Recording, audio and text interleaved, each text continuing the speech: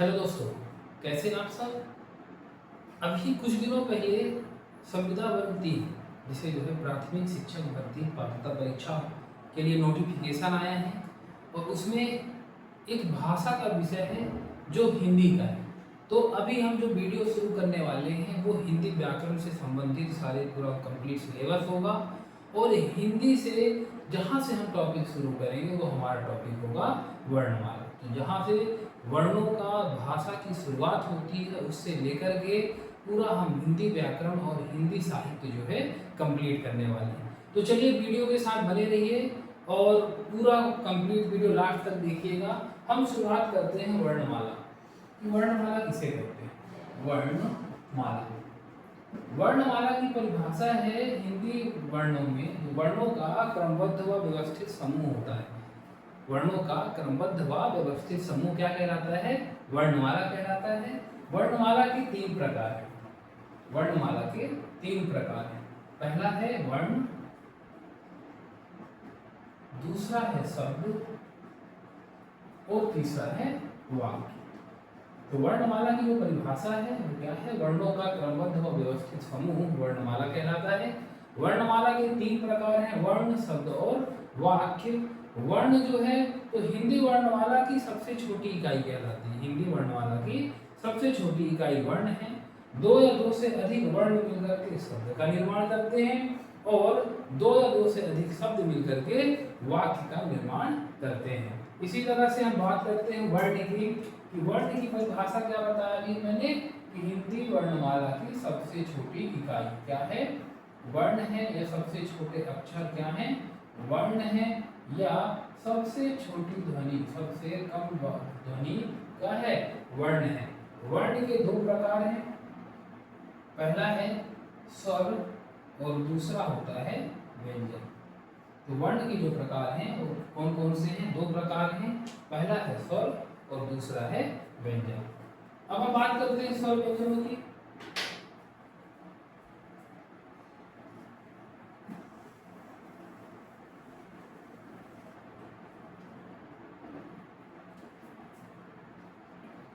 वर्ण वर्ण के प्रकार हैं। पहला है स्वर और दूसरा है व्यंजन। वर्णमाला की परिभाषा है वर्णों का क्रमबद्ध व व्यवस्थित समूह।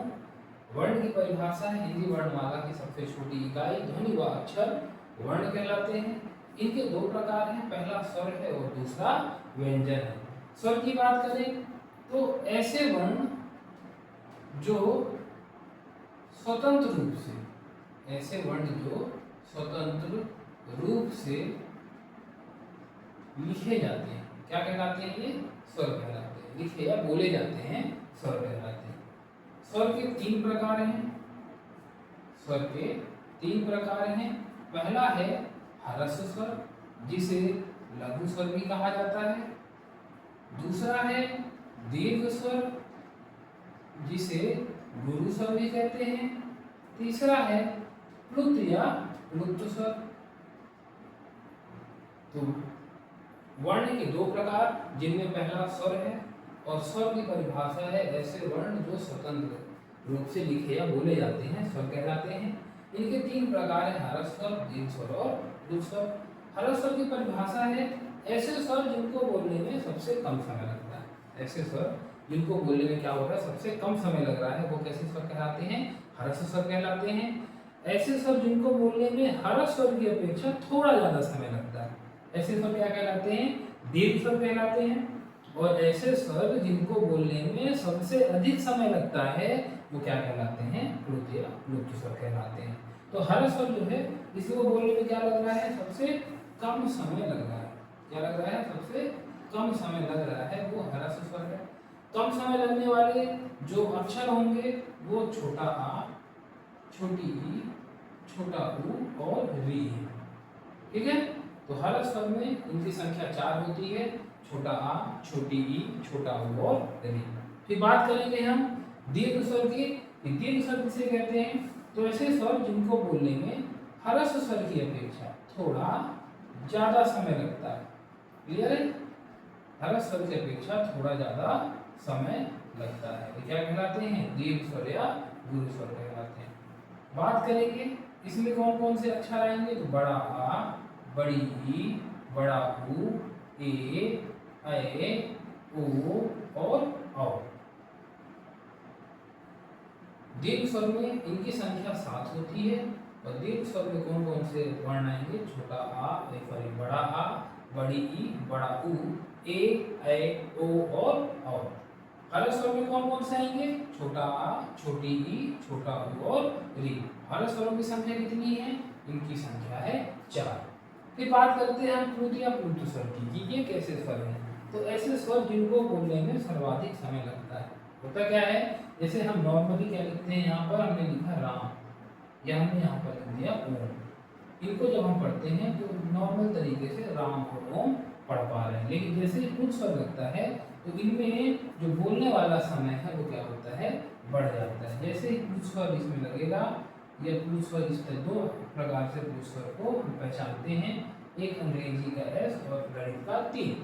तो जैसे ही ये बीच में लगेगा तो बोलने वाला जो समय है इसमें बढ़ जाएगा। इसको बोलने में हमको जो है थोड़ा ज़्यादा समय देना पड़ेगा। कैसे देना पड़ेगा, जब हम इसको पढ़ेंगे तो पढ़ेंगे राम ओम। इसमें होगा क्या, जैसे प्लुत स्वरों की संख्या हम बढ़ाते जाएंगे तो बोलने वाला समय और क्या होते जाएगा, बढ़ता जाएगा। तो इस तरीके से जो स्वर हैं, स्वरों के प्रकार हैं, जिसमें हरस स्वर है, दीर्घ स्वर है और प्लुत स्वर है। हरस स्वर बोलने में कम समय लगता है, दीर्घ स्वर को बोलने में थोड़ा ज़्यादा समय लगता है, प्लुत स्वर को बोलने में बहुत ज़्यादा समय लगता है। तो यहाँ पर हरस स्वरों की संख्या 4 है, दीर्घ स्वरों की संख्या 7 है और प्लुत या प्लुत स्वरों की संख्या 2 है, जिसमें इनको गिना नहीं जाता है, केवल इनकी पहचान होती है। कहीं भी अगर ऐसे शब्दों के बीच में ये लगे हुए हों तो हम तुरंत पहचान जाएंगे ये कौन से स्वर हैं, ये प्लुत या प्लुत स्वर हैं। चलिए आगे बात करते हैं उच्चारण स्थान की, कि इनका जो है उच्चारण स्थान क्या है। इन अक्षरों को जब हम बोलते हैं तो हमारे मुख के किन हिस्सों का जो है प्रयोग हो रहा है, ठीक है। तो ये जो स्वर हैं इनको हम मुख के किन किन हिस्सों से जो है बोला जाता है और उन हिस्सों के जो नाम होते हैं उनको जो है पहचान के रूप में उनको नाम दिया गया है। किस तरीके का नाम दिया गया है, जैसे यहाँ पे हम बात करें कि आ का जो उच्चारण स्थान है वो कंठ माना जाता है। कंठ क्यों माना जाता है, क्योंकि जब हम आ का उच्चारण करते हैं तो जो प्राणवायु मतलब जो सांस होती है उसको हिंदी में प्राणवायु कहते हैं। वो प्राणवायु क्या हो रही है कि मुख सीधा खुल जाता है और मुख खुला हुआ होता है, हम शब्दों का उच्चारण कर पाते हैं। अब उच्चारण में न तो जीभ चल रही होती है, न होंठ हिल रहे होते हैं, न मुख हिल रहे होते हैं। सीधे सीधे क्या हो रहा है कि जो सांस है, जो प्राणवायु है, वो कंठ से होते हुए सीधे बाहर निकल आती है। तो आ का उच्चारण स्थान क्या होता है, कंठ होता है। इसके बाद में बात करते हैं ई का जो उच्चारण स्थान है वो तालु माना जाता है। तालु इसलिए क्योंकि जब हम ई का उच्चारण करते हैं तो जो हमारे ओष्ठ होते हैं वो पीछे की ओर जाते हैं और हमारे ऊपर नीचे के जो जबड़े हैं वो एक दूसरे की ओर खींचते हैं। इस वजह से इन्हें क्या कहा जाता है, ये तालु के लक्षण कहलाते हैं। तो ई का उच्चारण स्थान क्या है, तालु कहलाता है, क्योंकि इस समय जबड़े आपस में एक दूसरे के खींचने के साथ साथ वो पीछे जाता है और जीभ जो है बिल्कुल सीधे हो जाती है, इसलिए इसे क्या कहा जाता है, तालु कहा जाता है। आगे बात करेंगे हम उ का जो उच्चारण स्थान है, जब हम उ का उच्चारण करते हैं, जब हम उ बोलते हैं तो यहाँ पे क्या हो रहा है, जो ओंठ होते हैं वो आपस में जुड़ जाते हैं, इसलिए उ का जो उच्चारण स्थान होगा वो क्या कहलाता है, वो ओष्ठ कहलाता है। तो उ का उच्चारण स्थान क्या है, ओष्ठ है। फिर आगे हम बात करेंगे री के उच्चारण में, री को जब हम बोलते हैं तो हमारी जो जीभ है वो क्या होती है, हल्के से उठ करके ऊपर जाएगी और ऊपर जाकर स्पर्श करके तेजी से नीचे की ओर गिरेगी, जैसे बोलते हैं री। री में जीभ मुड़ेगी, मुड़ने के बाद ऊपर जाती है और फिर जीभ नीचे आ जाती है। तो ये री का जो उच्चारण स्थान है वो क्या कहलाता है, मूर्धा कहलाता है। क्लियर है। अब बात करेंगे हम ए और ए की। जब हम ए को बोलते हैं तो ए में क्या हो रहा है, हमारा मुख खुला हुआ है, तो जैसे ही हम ए बोलते हैं तो मुख जो है वो तालु की अवस्था में आ जाता है। तो ए होता है कंठ और ए होता है तालु। फिर आते हैं ओ और औ। ओ और ओ का जब हम उच्चारण करते हैं तो ओ में क्या है, मुख खुला हुआ है, मुख जो है थोड़ा खुला हुआ है, जिस वजह से वो क्या कहलाएगा, कंठ कहलाएगा, और ओ कहलाएगा ओष्ठ। ओ को उच्चारण करने के बाद में जो ओठ होता है, जो ओष्ठ होते हैं वो जुड़ जाते हैं। तो एक है कंठ तालु है, ओ और कंठ और ओष्ठ है। जब हम इन दोनों को एक साथ कर दें तो ये कंठ तालव्य हो जाते हैं। ओ और को जब हम साथ में कर देते हैं तो ये क्या हो जाते हैं, कंठोष्ठ कहलाते हैं। क्लियर है? इस तरीके से जो है इनका उच्चारण स्थान है कि इन अक्षरों को, इन वर्णों को, इन स्वरों को हम मुख के किन हिस्सों से बोल रहे हैं। तो कंठ तालु मूर्धा ओष्ठ और के थ्रू हम क्या कर रहे हैं, इसको हम बोल पा रहे हैं। ठीक है, आगे समझ में। अब आगे हम बात करेंगे व्यंजन। व्यंजन क्या है, स्वरों के बारे में हम जान चुके हैं कि स्वर किसे कहते हैं, कितने प्रकार के होते हैं, कौन कौन से स्वर हैं, उच्चारण स्थान क्या है, इसकी परिभाषा क्या है। अब हम बात करते हैं व्यंजन। व्यंजन जो स्वरों की सहायता से, जो स्वरों की सहायता से क्या होते हैं, मिलकर बनते हैं। जो स्वरों की सहायता के बिना व्यंजन नहीं बन सकते। व्यंजनों में जो है स्वर क्या है, आपस में जुड़े होते हैं। तो जो व्यंजनों की सहायता से मिलकर बने होते हैं, जो स्वरों की सहायता से मिलकर बने होते हैं, वो क्या कहलाते हैं, व्यंजन कहलाते हैं। व्यंजन के 5 प्रकार हैं। पहला प्रकार है स्पर्श व्यंजन। व्यंजन कितने प्रकार हैं, इसके हैं 5 प्रकार। तो 5 प्रकारों में जो पहला है वो क्या है, स्पर्श व्यंजन। स्पर्श व्यंजन की परिभाषा क्या होगी, ऐसे व्यंजन जिनके प्रत्येक वर्ग मुख के अलग अलग हिस्से से बोले जाते हैं। ठीक है, जिनके प्रत्येक वर्ग मुख के अलग अलग हिस्सों से स्पर्श किए जाते हैं, वो स्पर्श व्यंजन कहलाते हैं। स्पर्श व्यंजन कौन कौन से हैं, तो का, खा, गा, घा और अंगा, चा, छा, जा, झा और इया, टा, ठा, डा, ढा और अणा। फिर आता है ता, था, दा, धा और ना। फिर आता है पा, फा, बा, भा और मा। ये स्पर्श व्यंजन है।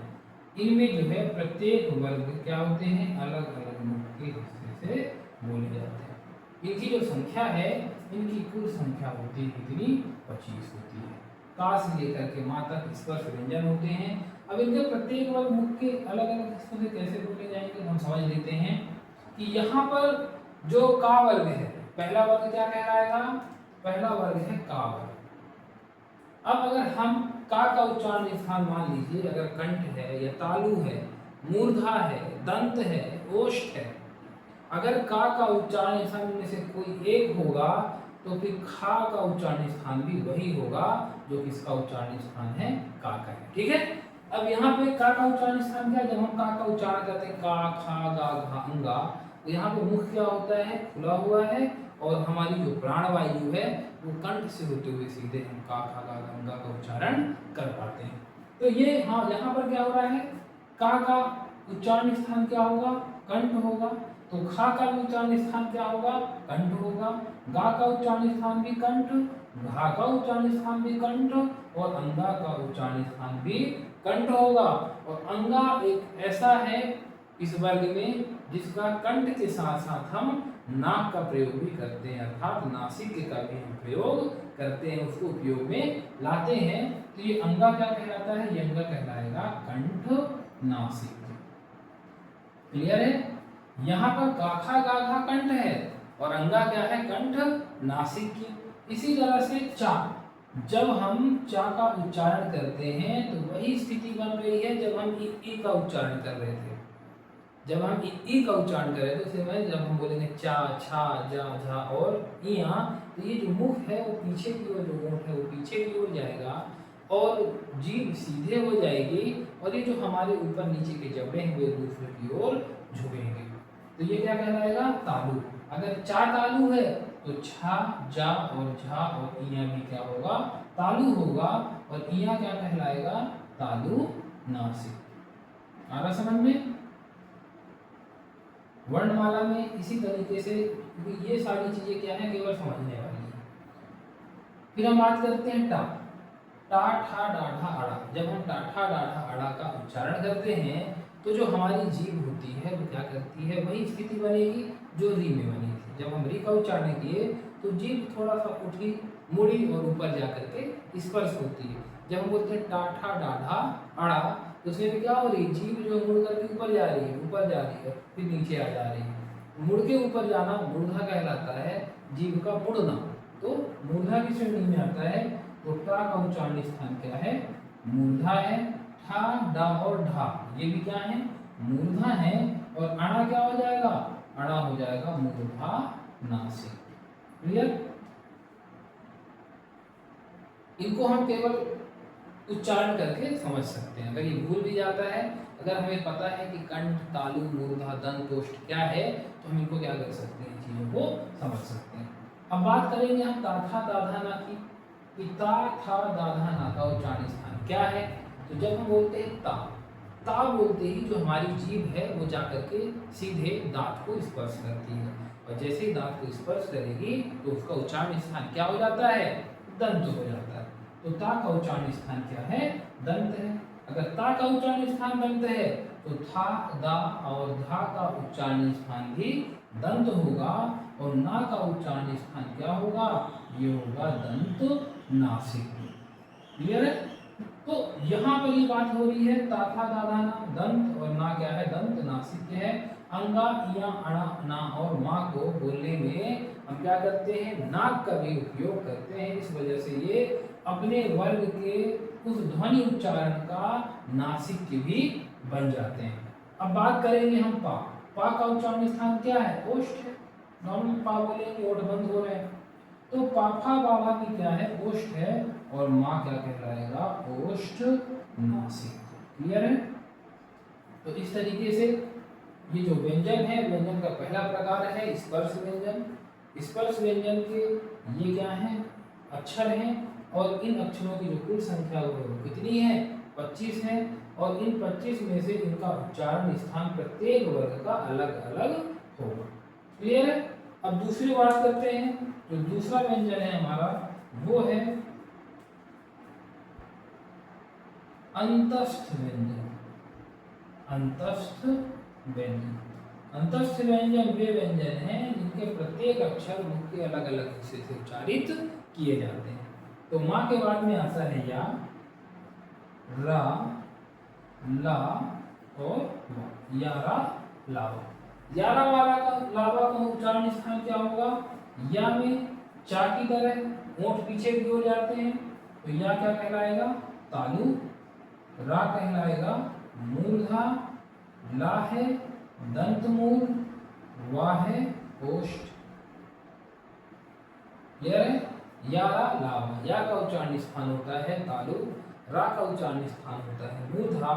वा का उच्चारण स्थान होता है ओष्ठ, और ला का उच्चारण स्थान होता है दंतमूल। दंतमूल क्यों कहा जाता है ला को, क्योंकि ला का जब हम उच्चारण करते हैं तो जीभ हमारी दांत में न जाकर के कहाँ जाती है, मसूड़े में जाती है, और मसूड़े में जाने के कारण इसे क्या कहा जाता है, दंत मूल कहा जाता है। तो ये हो गया अंतस्थ व्यंजन। आगे हम बात करेंगे, जो तीसरा प्रकार है हमारा वो है ऊष्म व्यंजन। ऊष्म व्यंजन, उस व्यंजन की परिभाषा क्या है, ऐसे व्यंजन जिनको बोलने में अधिक ताकत या ऊर्जा की आवश्यकता होती है। ऐसे व्यंजन जिनको बोलने में अधिक ताकत और ऊर्जा की आवश्यकता होती है, और इन व्यंजनों को बोलने में जब अधिक ताकत हम लगाते हैं तो अंदर से जो प्राण वायु है वो क्या होती है, रगड़ खाते हुए या संघर्ष करते हुए बाहर निकलती है। इसलिए इसे क्या कहा जाता है, संघर्षी व्यंजन भी कहा जाता है। तो उस व्यंजन क्यों कहा जाता है, क्योंकि इनको बोलने में अधिक ताकत और ऊर्जा की आवश्यकता हो रही है। और संघर्षी व्यंजन क्यों कहेंगे, क्योंकि जब हम उनको बोलते हैं अधिक ताकत लगने की वजह से ये क्या होते हैं, रगड़ खाते हुए बाहर निकलते हैं, इसलिए इन्हें संघर्षी व्यंजन भी कहा जाता है। ऊष्म और संघर्षी व्यंजन दोनों एक ही हैं। अब कौन कौन से होंगे, ऊष्म और संघर्षी व्यंजनों में तीनों सा और हा होते हैं। पहला सा तालु होता है, दूसरा सा मूर्धा, तीसरा दंत सा, और हा होता है कंठ। हा का उच्चारण स्थान कंठ होता है, और हा को हम क्या कहते हैं, हा को हकार ध्वनि भी कहा जाता है। क्लियर है? हा को हकार ध्वनि भी कहा जाता है, और हा जो है वो क्या है, कहाँ से निकल रहा है, वो कंठ के माध्यम से हा का उच्चारण कर पा रहे हैं। हा को बोलने में सबसे अधिक ताकत लगती है, इसलिए हा को हकार ध्वनि भी कहा जाता है। वैसे तीनों सा को बोलने में ताकत लगती है, लेकिन हा एक ऐसा, पूरे वर्णमाला में हा एक ऐसा शब्द है जिसको बोलने में सबसे अधिक ताकत और ऊर्जा लगती है। आगे हम बात करेंगे संयुक्त व्यंजन। अगला है संयुक्त व्यंजन। चौथा व्यंजन है संयुक्त व्यंजन। संयुक्त व्यंजन क्या है? ऐसे व्यंजन जो दो स्वर रहित व्यंजनों से मिलकर के बने होते हैं। कैसे व्यंजन? ऐसे व्यंजन जो दो स्वर रहित व्यंजनों से मिलकर के बने होते हैं वो संयुक्त व्यंजन कहलाते हैं। कौन कौन से संयुक्त व्यंजन होंगे? तो पहला है छा, फिर है त्रा, फिर है ज्ञा, और फिर इसके बाद आता है स्रा। छत्र, ज्ञा और स्रा। अगर मान लीजिए नहीं दिख रहा है तो मैं बगल में लिख दूंगा अभी। छत्र ज्ञा, छा किससे मिलकर बना है? स्वर रहित ता और सा से मिलकर बना है। त्रा स्वर रहित ता और रा से मिलकर के बना है। जा स्वर रहित जा और इया से मिलकर के बना है। और स्वर रहित तालु सा और रा से मिलकर के क्या बना है? स्रा बना है। इस तरीके से जो है संयुक्त व्यंजन दो स्वर रहित व्यंजनों से मिलकर के क्या बनते हैं? संयुक्त व्यंजन मिलते हैं, बनते हैं। जबकि व्यंजन किससे मिलकर बने हैं? वो स्वरों से मिलकर के बने हैं। लेकिन ये ऐसे व्यंजन हैं जो क्या होते हैं? स्वरों के बिना बने होते हैं। ये खुद व्यंजनों से मिलकर के जो है ये पूर्ण व्यंजन बनते हैं। तो ये संयुक्त व्यंजन कहलाते हैं। तो हमारी जो है स्पर्श व्यंजन, अंतस्थ व्यंजन, उस व्यंजन और संयुक्त व्यंजन हो गए। पांचवें व्यंजन की बात करें तो द्विगुण व्यंजन, द्वित व्यंजन, द्वित व्यंजन या उत्क्षिप्त व्यंजन। कौन कौन से हैं? एक ही नाम है, द्वित्व, द्वित, उत्क्षिप्त और द्वित्व। द्विगुण, द्वित, द्वित्व और उत्क्षिप्त ये जो व्यंजन है, जब हम डा और ढा के नीचे ये जो नीचे बिंदी लगी होती है ये क्या कहलाते हैं? ये उत्क्षिप्त, द्विगुण, द्वित या द्वित्व व्यंजन कहलाते हैं। क्यों? क्योंकि यहाँ पे जो डा ढा है ये क्या है? स्पर्श व्यंजन है, ये मूर्धा में आते हैं। यहाँ पे जो द्विगुण, द्वित्व और उत्क्षिप्त हैं वो डा ढा जिनके नीचे बिंदी लगी होती है इनका प्रयोग भी हम आमतौर पर करते हैं। जैसे मान लीजिए हमने यहाँ पे लिखा डमरू, तो डमरू में जो डा है वो स्पर्श व्यंजन है। लेकिन जैसे ही हमने लिखा लड़का, तो लड़का में जो ये लगा हुआ है लड़, अड़, जो यहाँ पे हम पढ़ रहे हैं वो क्या कहलाएगा? ये उत्क्षिप्त व्यंजन, द्विगुण व्यंजन, द्वित व्यंजन या द्वित्व व्यंजन कहलाएगा। तो चलिए इस तरीके से जो है हमारा वर्णमाला में स्वर और व्यंजन उसके प्रकार ये हमने अभी जो है कंप्लीट कर लिया है। अब मैं आगे बात करूंगा कि क्वेश्चन किस तरीके से पूछा जाता है, क्वेश्चन जो पैटर्न है वो क्या है। तो सबसे पहले बात करेंगे हम कि जो ये स्वर है तो स्वरों की कुल संख्या कितनी है। दो प्रकार से क्वेश्चन पूछता है, एक लेखन के आधार पर और दूसरा उच्चारण या अर्थ के आधार पर। जब लेखन के आधार पर पूछेगा तो स्वरों की संख्या कितनी हो जाएगी? स्वरों की संख्या 13 हो जाएगी। 13 क्यों होगी? क्योंकि जब हम पढ़ते हैं अंग और आहा, अंग और आहा ये स्वरों की श्रेणी में अर्थ के आधार पर या उच्चारण के आधार पर नहीं गिने जाते। क्यों नहीं गिने जाते? क्योंकि इन्हें अयोगवाह वर्ण कहा जाता है। अयोगवाह वर्ण कहने की वजह क्या है? क्योंकि स्वर क्या होते हैं? स्वर की परिभाषा हमने क्या जाना कि स्वर स्वतंत्र होते हैं। लेकिन ये जो अंग और आहा है ये स्वर तो हैं लेकिन वो स्वतंत्र नहीं है। किस तरह से स्वतंत्र नहीं है? ये ऐसे स्वर हैं जो व्यंजनों से मिलकर के बने हुए हैं।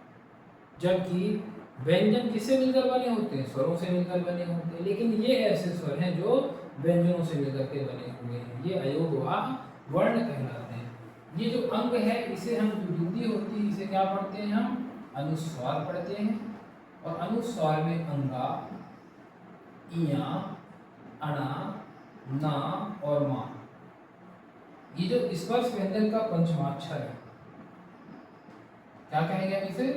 पंचमाक्षर। अंगा, इया, अणा, ना और मा ये कहाँ मिलती बनी है? जो बिंदी है अनुस्वार उसमें जो है ये पांचों जो है बने हुए हैं, लगे हुए हैं। आहा में हा जो क्या है, जो उस व्यंजन का प्रकार है, उस व्यंजन के अंतर्गत आता है, वो किसमें मिला हुआ है, आहा में मिला हुआ है। इसे हम आहा जो बूंदी लगी इसे हम क्या पढ़ते हैं, इसे विसर्ग पढ़ते हैं। अब इसका उच्चारण स्थान नहीं हो सकता, इसकी वजह क्या है, क्योंकि ये दो अक्षरों से मिलकर के बने हुए हैं। पहला जो है 6 अक्षरों से मिलकर बना, 1 2 3 4 5 और 6, दूसरा 1 और 2, इसलिए इनका उच्चारण स्थान नहीं हो सकता। तो स्वर जो है लेखन के आधार पर, स्वर लेखन के आधार पर कितने हैं, 13 हैं। अर्थ के आधार पर इनका उच्चारण स्थान है, जिसमें हम कंठ, तालु, मूर्ध, दंत, दोष पढ़ते हैं, उसके हिसाब से कितने हैं, 11। ठीक है। हिंदी वर्णमाला में लेखन के आधार पर, अर्थ के आधार पर कुल स्वरों की संख्या दोनों का जो मिला लेंगे तो कितने हो जाते हैं, 24 हो जाते हैं। केवल लेखन की बात करेंगे 13 है, अर्थ की बात करेंगे तो 11। फिर बात करेंगे व्यंजनों की, कि व्यंजन जो है वो लेखन के आधार पर कितने हैं। लेखन के आधार पर पूरे गिन लेंगे हम जितने भी व्यंजन हैं, तो कुल व्यंजनों की संख्या कितनी है, 25, 25 4 29, 29 4 33, 33 4 37, 37 और 2 39। तो लेखन के आधार पर कितने हैं, 39 हैं। इसी तरह से अर्थ के आधार पर कितने हैं, तो अर्थ के आधार पर इनका उच्चारण स्थान होगा, स्पर्श व्यंजन का उच्चारण स्थान है, अंतस्थ व्यंजन का उच्चारण स्थान है, और उस व्यंजन का उच्चारण स्थान है, लेकिन संयुक्त का उच्चारण स्थान नहीं है।